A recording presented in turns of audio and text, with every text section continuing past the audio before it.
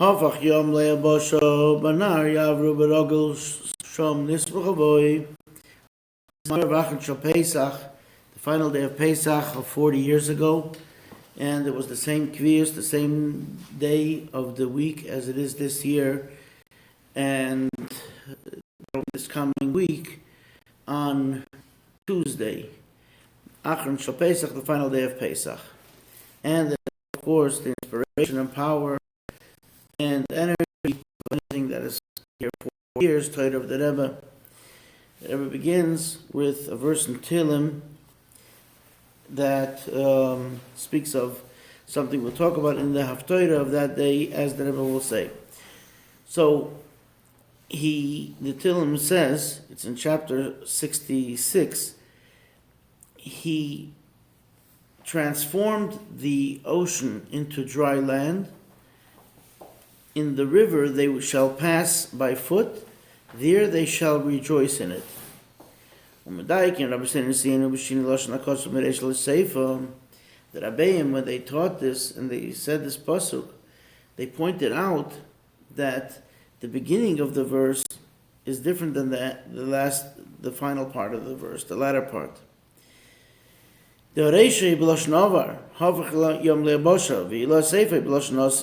The beginning of the verse speaks about the past tense, something which happened, that God transformed the sea into dry land.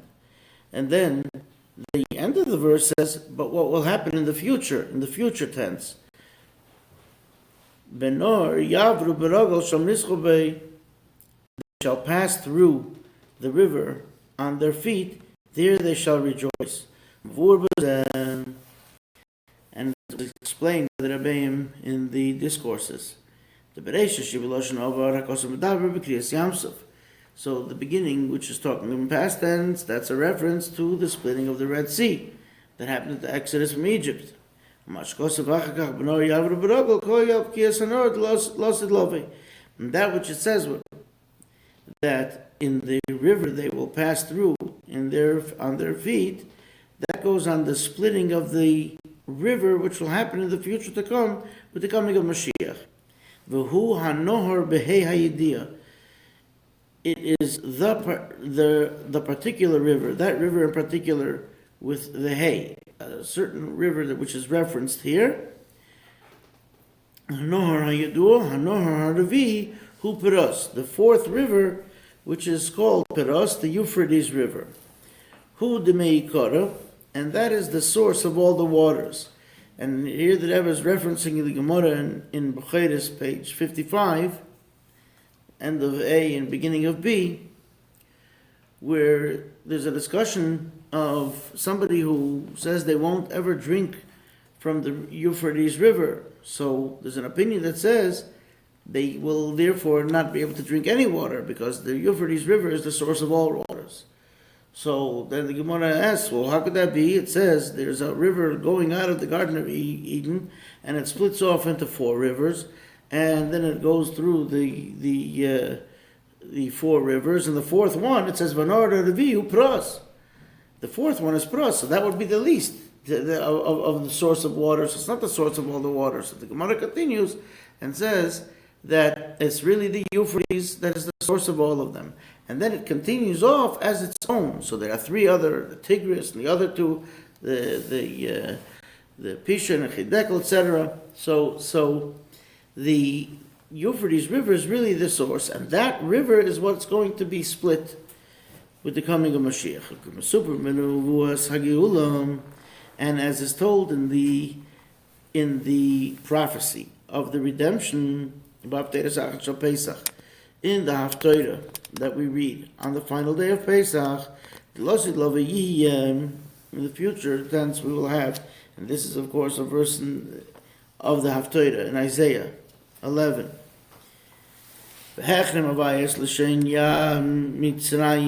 God will dry up the gulf of the Sea of Egypt. The Hechrim usually means get excommunicated. It's going to be changed from its current status. But here, of course, it means it's going to get dried up. And he will uplift his hand over the river, Bayam Ruchai, with his mighty wind, V'yikol l'shiva necholim, and he will smite it into seven channels, seven rivers, seven smaller rivers. V'koi al nahar Paros, and this is also a reference to the Euphrates River. And we see that in the Talmudic sources, and it's quoted in the Chassidic sources. The kol zeh b'gula mitzvah shleima, all this will happen in the true full redemption. Now, of course, traditionally, when the Rebbe says the Maimer on the final day of Pesach, which the focus of that day is the future redemption, so sourced, of course, in the Haftorah of that day. So the Rebbe focuses on many of these ideas. So he says all this will happen in the truthful redemption. Shows Yovei Kol Yisrael Mikol Haratzas V'Yi Ayom K'mish Kosav Nevuah, and all Israel will then be gathered, like it says there in Isaiah 11:11, that they will come from all of the lands and from the islands of the sea. V'kulam Yovei Eretz HaKedesh, they'll all come to the Holy Land. V'zeu Shemasayim HaKosav Hofach Yum LaYabushuh. That's why the original verse that the Rebbe starts the Maimer with, that the sea was transformed at the time of the Exodus, and then that they will pass over the river by foot.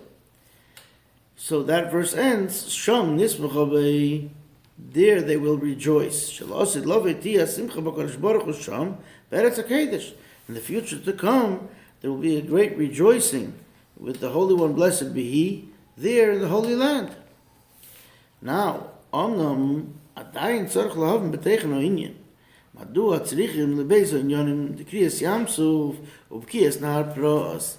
Now we have to get to the nitty-gritty here. Why is it so necessary to have the splitting of the sea and the splitting of the Euphrates River?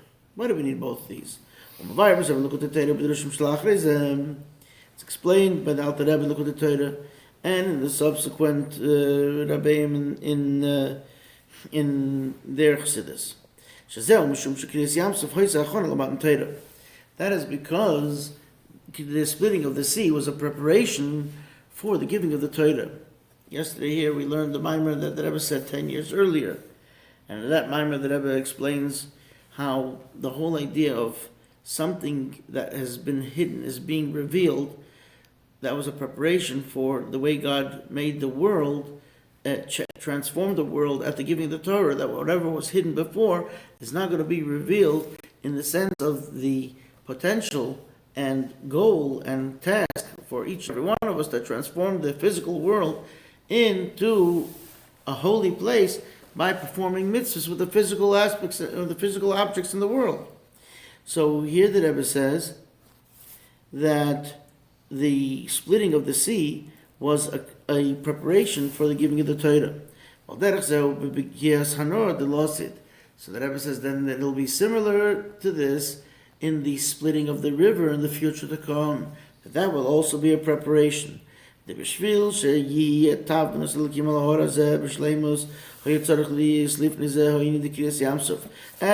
giving of the Torah, when Moses encountered God for the first time at the burning bush, God told him that when you will take out the children of Israel, they will serve God and this mountain.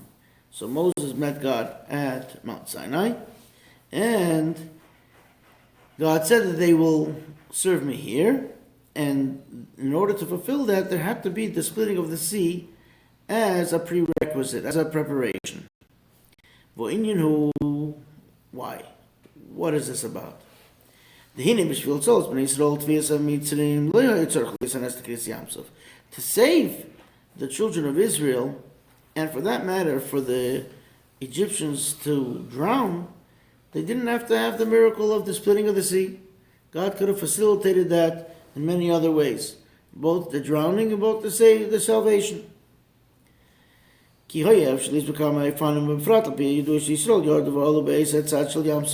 Especially since we know it certainly wasn't necessary for them to go into the sea, because all they did is they came out a little further upshore, on the same side that they went in. So the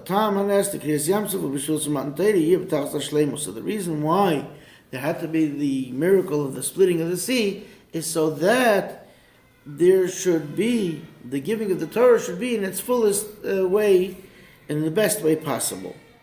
The Keshem shebishvil matan Torah hayatzarach liyasak domas golos Mitzrayim va'abir va'zichuch shebemitzrayim va'yitziyah b'Mitzrayim.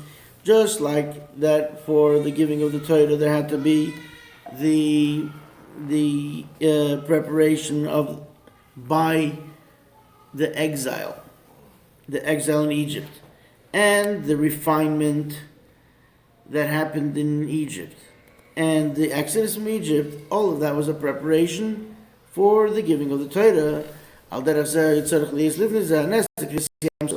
So therefore, they had to have the miracle of the splitting of the sea. But now the Rebbe wants to say, what's the reason for this? Move on. We understand why there had to be the exile and then the exodus from Egypt. This was part of refining the sparks, going through the world, and it was also the fulfillment of what God told Abraham. And the sparks, which are referred to here, are the idea that when God created the world at a certain level, so 288 sparks came forth when the original part, and by the way, this is a continuous thing, because we have this level, the level called tohu, which there's just a lot of motion, but not balance. And therefore there was an explosion with these sparks that did escape from that point to come into this world when as the Rebbe explains, and God Almighty created the world then through tikkun, through the system that we have. But we still have to elevate these sparks and refine them. So the Rebbe references that here. And we understand that that was part of the idea of having to be enslaved in Egypt. And part of that was the refinement of these sparks, these holy sparks that were all over the world, and especially the sparks that were in Egypt, that was the majority of the sparks, when it says that, as it says in the verse, that a mixture of the people, the Erev Rav, went up with the Jewish people. The Rav Gematria Reish Beis. So it says Erev Rav. It means a mixture that was great. Rav. That is, numerical value is 202. If a koyal Reish Beis and it says it's Shizbaru Mitzrayim mitoich Reish Beis Ches mitoich Reish Pei Ches Nitzoitzin. That refers to the 202 sparks that were refined in Egypt out of 288 sparks. So 288 minus 202, what does that leave us? 288 minus 202, 86. Very good, 86. Some big mathematicians here today. And then therefore we can understand the connection to the giving of the Torah and receiving the Torah. The whole reason of the Torah was given was to affect the world. And in the well-known term that comes from the Medrash, the Torah was given to make peace in the world.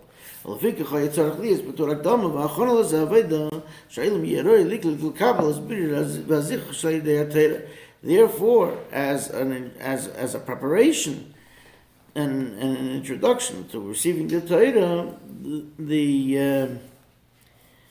and thereby the responsibility to turn the world into a place of peace, so that the world should be befitting to be able to handle, to accept this refinement that comes to the Torah, it has to be prepared. So this is the idea that is the crucible of the steel of Egypt, the refinement. The kishem shekura baz lekapshutin yanul tzaref l'zach chazakesav hazov min hasigim v'apselis.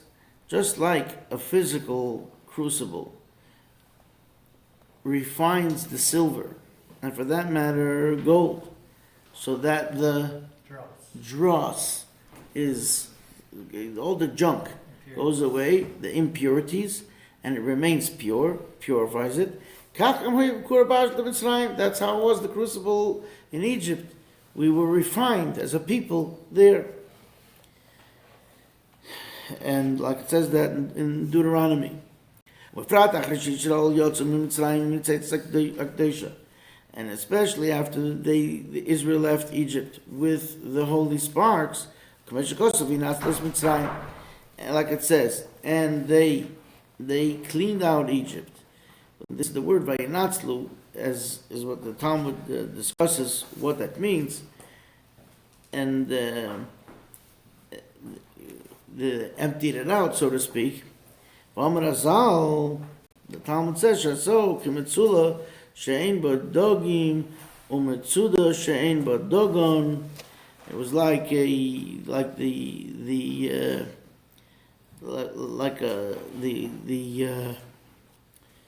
first like a net and like a carrier that doesn't have fish or it doesn't have grain. In other words, they emptied everything out. Hainu shabirirus anitzaitzes sheba'al medis kasya metzula veheines anitzaitzes sheba'al medis galya metzuda. So they emptied out all of the sparks that were both in the hidden sense and that were from the revealed world.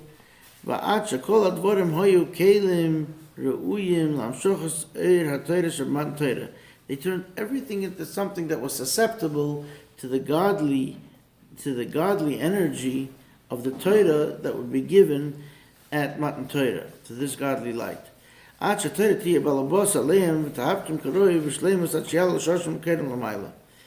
Torah would become the one that's in charge and transform everything befittingly in a complete fashion, and they'd be able to be elevated to their source and their root above. This helps us understand why the Exodus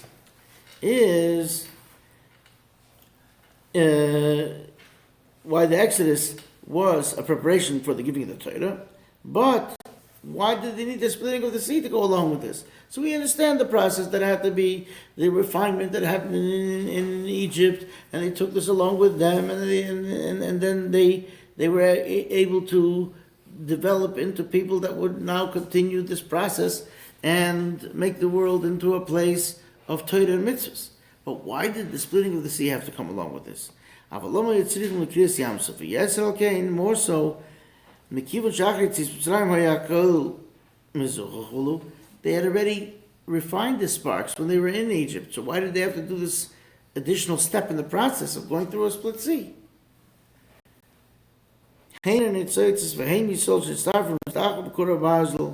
sparks were already in hand. The Israelites had already been refined, processed in the crucible of the steel. Why did they need to split the sea? So that ever continues. Here's the explanation.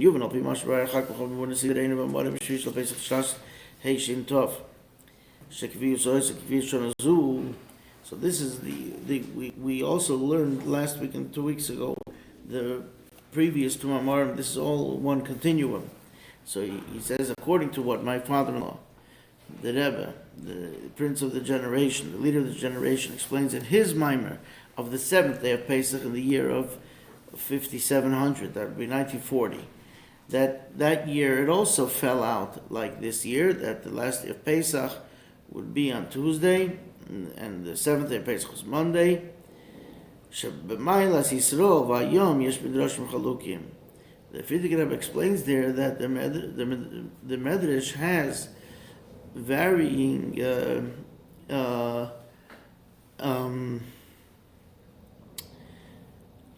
explanations on the special features and the advantage of Klal Yisrael. But when it says Medrashim Chalukim, it means that they're actually may be opposite. They're different. They're different type of explanations. Shalapami mashma shagod l'malos shel Yisrael al ma'alas hayom. Shalapami mashma shagod l'ma'alas hayom al ma'alas Yisrael. So sometimes it seems like Israel is the greatest, and then there's whatever was with the sea that's subservient to that on a lower level. But sometimes the wonders and the whole idea of the splitting of the sea was so great that it seems to be that was even greater than the greatness of Yisrael. Like it says in the Medrash on the verse from the Song of Songs, K'migdal David Savorech, your neck is like the Tower of David. Masha Gidel Etzchan David B'Sifrei Shaimer L'Geisi Yamsel V'Gzorim. Like when David in his book praises God, and one of the praises in the 26 verses of Hoidul Hashem Kitoiv, of thanking God, is L'Geisi Yamsel V'Gzorim, that he sliced the Red Sea into slices. That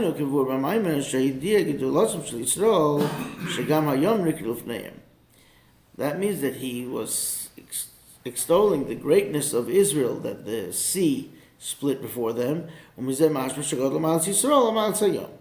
So from there we would think that Israel is greater, because they were so great that the sea split in front of them. But there's another medrash that says the revelation of God was so great at the splitting of the sea that the simplest maidservant was able to see with her own eyes of flesh and blood such a great revelation of godliness, more than any prophet, and even more than Ezekiel, than Yechezkel the son of Buzi. That means that because through the nation and through the ocean and the revelation, they were so great that Israel then was able to see godliness and be elevated by the greatness that they saw. The mashma then that means that they elevated the Israelites. So that means that the revelation at the sea was greater than the Israelites, and therefore it's not like it split because of its awe of the Jews, but on the contrary, what was seen there in a great revelation of God elevated the Jewish people. So it seems to be opposing Midrashim here. So to understand this, you have to understand what is the difference between the sea and the dry land in general. Our sages say, whatever there is on dry land, you have in the sea. Right? You have the animals that are like carnivores, and you have the ones that are vegetarian, the creatures, and you have the beauty, and you have the coral, and you have the all kinds of things, right? And the seahorse. So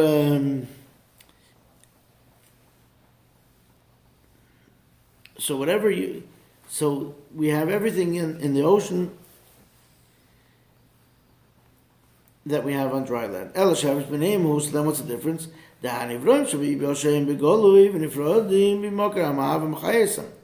The things that are on dry land, they are separated from that which made them exist and gives them life. He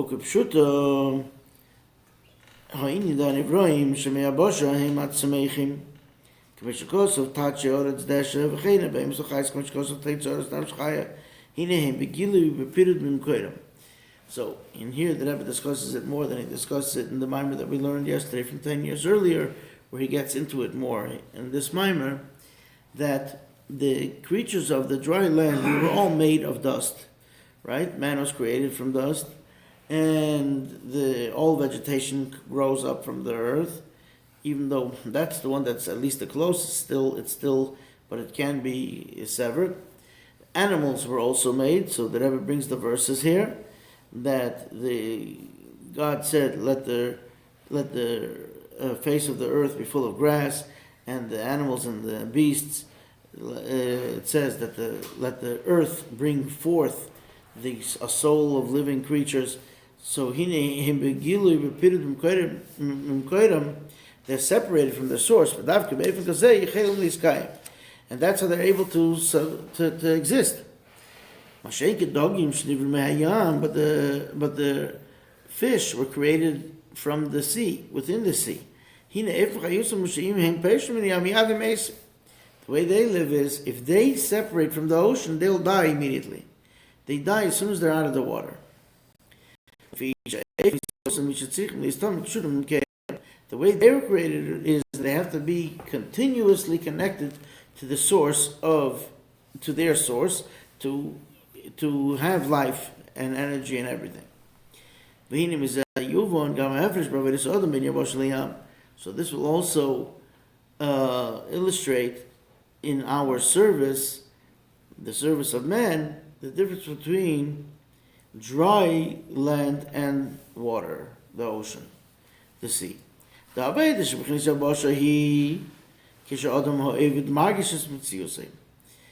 Serving in a way of dry land means that the person who's serving feels his existence. He's separate from his source. Then for him to submit, it's because he understands that he is something, and that this something should be humble and should be subservient. So therefore he submits, but it is the one who is existing now submitting. So it's not a total submission, so to speak. But the serving of God, like it would be in the ocean, that's considered just totally subservient and totally nullified. Bittul b'mtzias. Its whole existence is not there. It's only the existence of the greater thing that it has been submitted to. Not that there's an existence that's submitting and I will, submit. But that it's totally part and parcel of the greater part. Shabbatul imkedel gamri, it's totally subservient to its source, completely. So the general serving of the human being is way of dry land. So that's the primary way that a person is able to subjugate their existence and submit.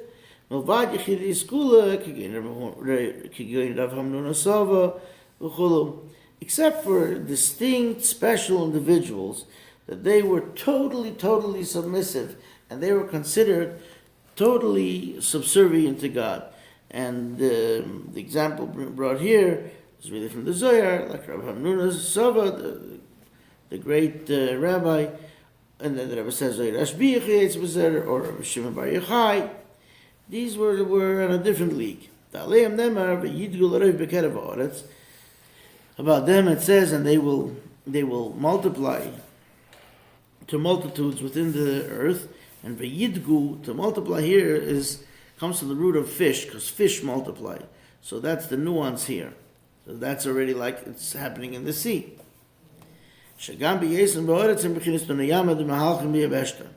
Even though they are on the dry land, but they are like fish that would be able to go on to the dry land. Fish of the sea. They are totally subservient in their existence, completely, all to godliness. So that's the idea of Kriyas Yamsuf. So even if we didn't get up to it, but at least we know about it, and we're able to have it as a goal, and to be aware of it, be cognizant of this idea. Hofach Yum LaYabushuh, he transforms the ocean to dry land. The Oz Hoye Gilu Kazeh Shebchinis Yabosha Ba'oretz. Then there's such a revelation, like the dry land on earth. What does that mean? When the sea split, you have revealed what is in the sea, including the land which is under it. So you have both. You have the aspect of being totally connected and still being an individual that was created. So let's just read that line again. The Oz Hoya Gilu Kazeh, there was such a revelation, Shabbachinis Yabosha. This is that within the dry land, Eretz, Nimshach Gilu Bechinas Hayam. You have in a revealed sense that which is with the ocean. And that happens by the ocean being split. So you see now suddenly the ocean's definition changed. And now they're like walls, a wall of water. And now there's dry land there. And it is the parable of being connected totally to the source. Inyan habitul b'mitzias, total subservience and submission. Even though generally speaking the ocean is the idea of being totally subservient, and basically that means that the creatures of the ocean are totally covered by the waters of the ocean. And like it says, and the Rambam actually finishes his work by this, that the world will be full of the knowledge of God, like the water covers the seabed. In the ocean itself, there are two levels. Aleph b'chines chitzenius hayom upashtus hayom. So there's the inyan zeh shabayam hu shehu davar gashmi u'madu u'mogul u'mtziz v'nei atzmei. So there's the outer way of looking at the ocean in simplicity, that the ocean is something which is physical and it is limited and it's finite and it's its own thing. Well, there is a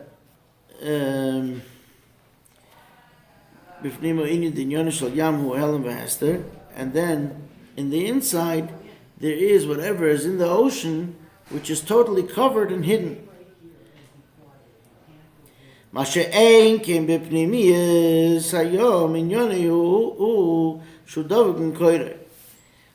if you look at it from a really simplistic sense, all you see is the surface of the ocean, and it looks like some water, and that's it.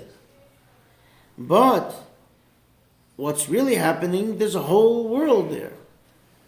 Recently, you can see, they took the cameras down, you can see all this stuff, right? Some of those secrets come out.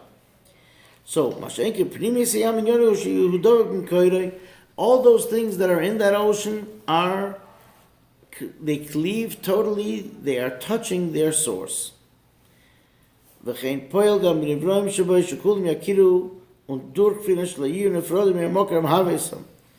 therefore, everything in the ocean understands and knows, and it's been accomplished, because that's just the nature of what the ocean is, that they all know that they are totally connected, and they cannot be separated from their source, which made them exist and continues to give them life to exist. So that's a phenomenal thing that an ocean has, that everything is just within their source. So that's why there had to be this idea of the splitting of the sea. That the innards of the ocean is split and therefore revealed. That's why we have these opposite midrashim. Which one is greater, the Israelites or the ocean, the revelation of the ocean? Hayam Yisrael. Even though everything was created for Israelites, Therefore, it has to be that they're greater and they're advantageous. There's a difference between the simple way, the outside way part of the ocean, and its innermost, the inner message. So in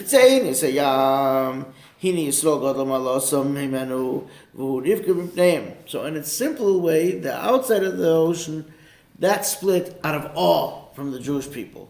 So then the Israelites are greater. But the Pnimius, the innermost, the inner way of looking at it, that's greater. In other words, that's why even the simplest person was able to glean the godliness from what they saw. But it's this idea of the connection to the source. That's already in a greater sense. Therefore, Yisrael gets from this idea, we learn a lesson that you have to be continuously connected to the source. And in that sense, the ocean is greater. From this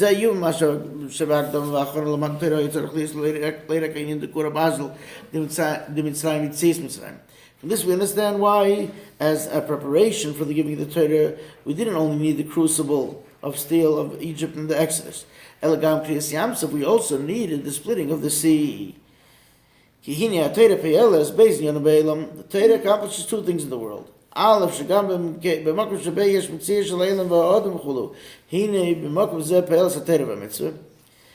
one, that in the place where there is the existence of the world and the person, in this place the Torah affects. To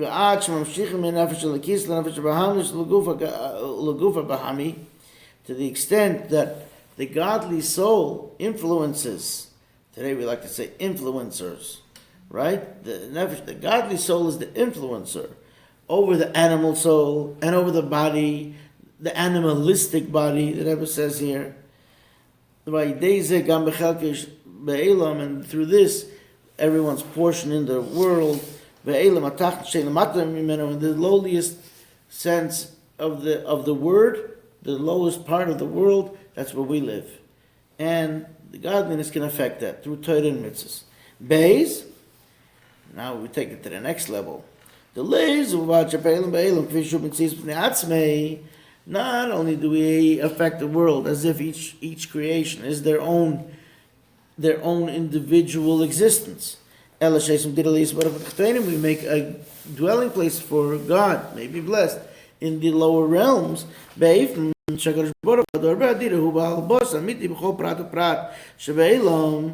That the Holy One, blessed be He who lives in His dwelling, is the master of the dwelling, the true master, in every single detail in the world.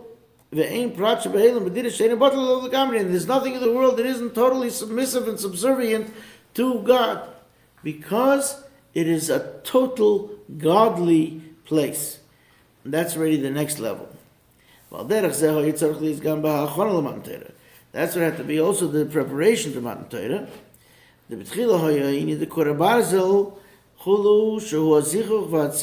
First had to be the crucible of the steel, which is the refinement and the separation of the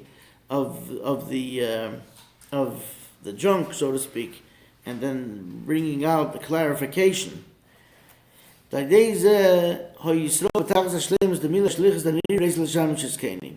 through this, the Israelites were able to reach the fulfillment of fulfilling their mission of I was created to serve my Creator, my Master. But even after they came out of Egypt, they still saw the world. There was still a world. There was still the existence, and then the existence they can submit. They felt its existence. But we do what is asked of us. But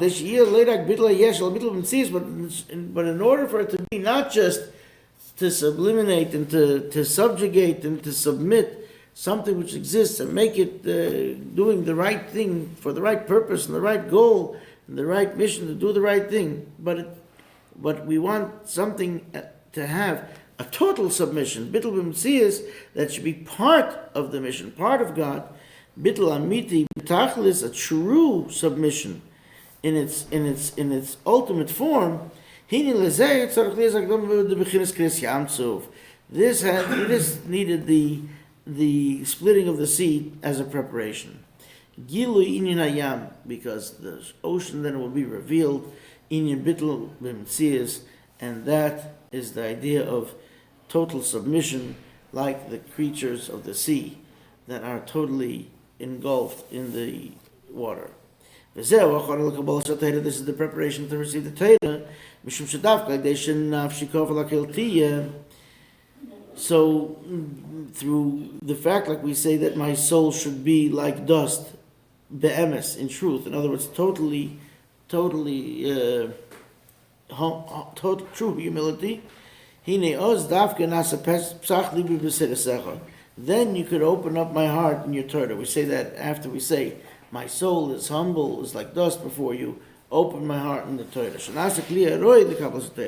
Becomes a befitting vessel to accept the Torah, receive the Torah. Like we said earlier from the Zohar, that they're like the fish of the ocean that can exist on the dry land. Their service is spiritual. They serve God with their soul. This is the idea of then transforming the ocean into the dry land. The splitting of the sea was a preparation to the giving of the Torah. Through this, the splitting of the sea, they were able to then be able to receive the Torah, fulfilling that which God said earlier, that you will serve God on this mountain. And like it's explained in several places, in Chassidus and other places, there are two explanations in the splitting of the sea. This is what the Zohar says and what the Arizal says in the Larianic Kabbalah.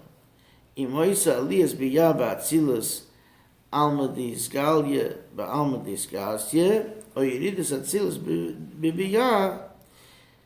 So the question is, were the worlds, the subsequent worlds, elevated into the highest worlds, the worlds of Bria, Yitzir, and Asiya, of creation, formation, and action, into the world of emanation and the closeness to God, the highest world, in other words, the revealed world, into the hidden world, or did those worlds come down and permeate the lower worlds?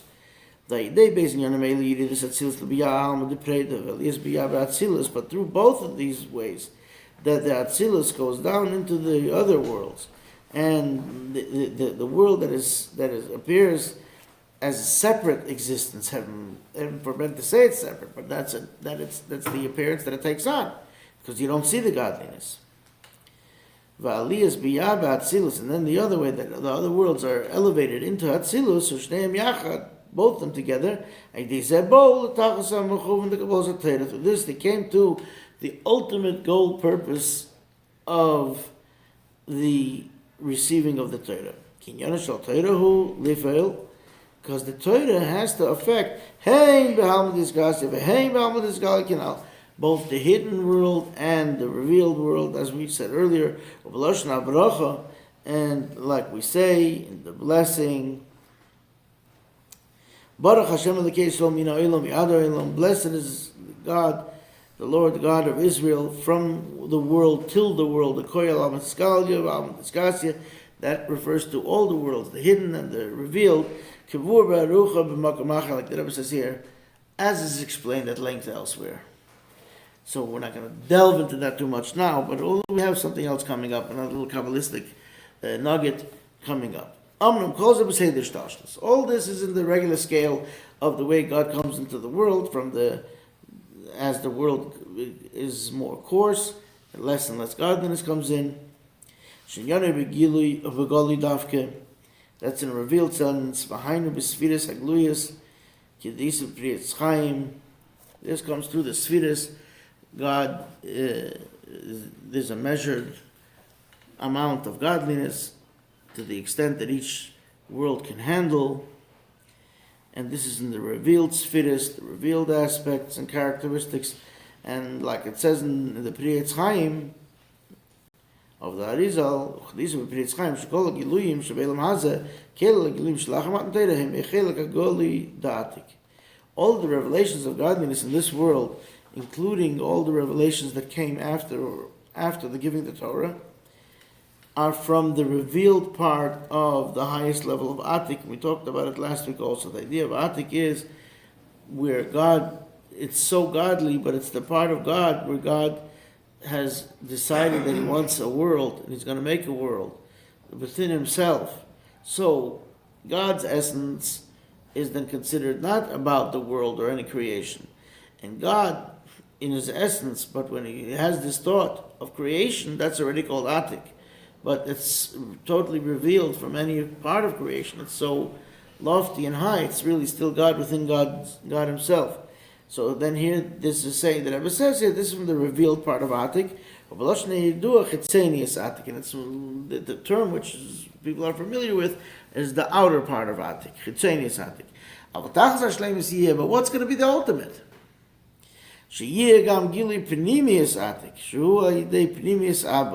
That there should be a revelation of the innermost part of Atik, which isn't the source of any of these revelations. The part that's still within himself, that he, before he even can transform that into the part that he's thinking about, the creation, etc., etc. So that should be revealed, the innermost of Atik. And that's called the innermost of Father, of God, meaning who creates, who has the world, creation, the offspring, like the sages say in the Talmud, Yovei Toiv, Yekabel Toiv, Mitoiv, good will come and receive good from good. The Zekoy al Gili Primis Atik Dei Primis Abba. That's a reference to the Kabbalistic idea of the revelation of the innermost of Atik, which is really hidden and has never been revealed. And when Mashiach comes, will be revealed. And that'll be through the innermost of this Father part of God within God's essence. These are all, of course, very lofty levels, but we were treated to know that there is such a thing that exists. That's what it says. They're going to pass by foot in the river. That which it says that He transformed the ocean into dry land, that is the curtain, so to speak, that's between Atzilus, the highest world, to the subsequent three worlds, to Biyah. And Mashenkin Nor, in Yoni Aparsa, should be Atzilus, Atzilus. But when it says the river, that's already a reference to the curtain, which is between Atzilus and northbound, the worlds that are higher than it, that are higher than Atzilus. But Faratius, the Rebbe is really taking us for a journey in the very loftiest levels. And more so, each one of those levels consists of all the levels of all the worlds, all the spheres, and the spheres with the other spheres, etc. So, and in each level, it's in a deeper sense and a loftier sense. And coming southbound, that's when it starts becoming, turning into creation. So, the Rebbe says that in more detail, this would be the curtain between wisdom to understanding. Now we know it's always, it says that the two friends that never separate are wisdom and understanding. They always have to come one with the other. But there's a difference in their makeup of what they are. And that's represented by this curtain. Even though each one needs the other one, because there to be an idea must have development. If not, it's not an idea. And development can't develop something that didn't have an idea. So they must have each other. But each one are distinct parts. And as is explained at length in Chassidus. By Deb Kiyas Parsa Zu, through splitting this curtain, Benor Yavru, then they pass through in this river, Adezu Gilu B'chides Chochma. Then we have already a revelation from Chachma. Usually Chachma is just the undefined point, which needs Bina to define it and turn it into something. Here you're having a revelation from Chachma already. The Pnimius Abba, Pnimius Atik, of the innermost of the Father, which is the innermost of Atik. And in terms of the analogy of the birth of a human, there's the father, and then the development of within the mother, which that's the chokhmah, the bina. The bina is all the mother. The whole gestation happens with the mother. That's all bina. Bina develops everything. And here you're having your revelation from chokhmah. That's a revelation of the innermost of Atik. This it's Gili Davka. They pass through by foot, specifically Daike Ki Beregel Shebeneshama. This happens to the foot, so to speak, of the soul.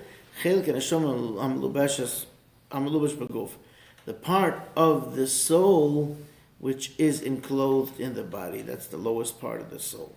Hainu be'elam haza, in this world. It's also part of all this chain. And that, it'll come down to that low. So that's what it says. They'll go on foot through this river. That means that all the worlds will be permeated with all this greatness. Now that I was going to finish off with one more little doozy. Is pros the same as Euphrates. Parsha? Euphrates. But I'm saying, is it the same like curtain? Are they no, as what? Are they connected here? It's Parsa? No, so it's phonetically it sounds similar, but it's different letters. This is with a tov, and that's with a samach. So anyway, so we'll understand one more difference between the splitting of the sea to the splitting of the Euphrates River. At the splitting of the sea, it was split into 12 channels. 12, I said before, slices, because that's literally what it means. Corresponding to the 12 tribes. And this corresponds to the 12 boundaries that are diagonal within the 6 spheres of Zoh. Now, I don't know the chart, but the spheres really line up on the right, the center, and the left, and Chochmah and Keser are in the center. They're interchangeable. Bina and Das is right. I'm sorry. Retract that. Keser and Das are interchangeable. Chochmah and Bina line up on right and left. Chesed and Gvura line up on right and left. And Netzach and Hoid line up right and left. All one on top of the other one. Then in the center you have again Keser and Das, and Tiferes, and Yesoid and Malchus. Now if you start drawing diagonal lines, you're going to get 12 lines that can be drawn. I see somebody has it out here on the phone, but I don't want to pick one in particular, but you could see this. They're called the 12. There are 12 lines that can be drawn diagonally in this format. That's a reference to the spheres working with each other. So they're called the 12, and I'm not going to get into that. That's really a lengthy discussion in and of itself. But the Rebbe says that the 12 channels of the splitting of the sea correspond to each one of the tribes, which is made up of 2 of the spheres, how they interchange and affect and work together with each other. Mishum, and it's a limited way. That's the way it is in the scale of worlds. But in the future, it says he's going to smite it into 7 rivers, 7 streams. The koi al zayin amidas shalamayla mitzilus shalamayla min atzimtzum. This is already reference to the 7 midas, the way they are, higher than atzilus and higher than the original tzimtzum. That means within God Himself, and that's what we're going to be gleaning from. This will come down to the Israelites the way we are alive, soul in a body, not just something spiritual. But this is when Mashiach comes, there will be this great revelation. Like the Rebbe says, it's well known that the ultimate and the complete reward that will come in the future is to souls which are in the bodies. In other words, people, human beings. That, like it says, they will pass through on foot. Actually so, every verse is to be learned in its simplest format, like it says in the Haftorah of the final day of Pesach, all the other great miracles and the other details. V'hainu shelatech shiva nacholim agashmim yumshach mizayin hamidish shelamayla mehatzimtzum. In these 7 physical streams, they will be drawn forth from the 7 midas, which are higher than the original tzimtzum, than the concentration, when God made that concentration within Himself in order to create. Contraction. Bechinis Pnimius Atik, and again that's the Pnimius Atik that I referred to earlier, the innermost of Atik. It'll be, like it says in the verse, the glory of God will be revealed, and all flesh will see together, and there will be no further shame. That's why we finishes over there, we will rejoice. Boy means, what do you mean in Him? In His essence, in God's essence. We'll have that, will be the simcha, that we are rejoicing with God's essence. Bekorev mamish, in the near future, actually so. Begula mitzvah shlema, in the redemption which will be true and full, Aydei Mashiach tzidkenu, through our righteous Mashiach. So here the Rebbe says something exciting. Mashiach comes, and this is what we're working towards, to bring forth these great revelations of literally being able to perceive and feel this godliness on this level and remaining physical. This moment we couldn't do that. We would cease to exist. But when Mashiach comes, it's going to be on a higher, on this new plane. And we'll have the fulfillment of all these prophecies, but it happened immediately. L'chaim.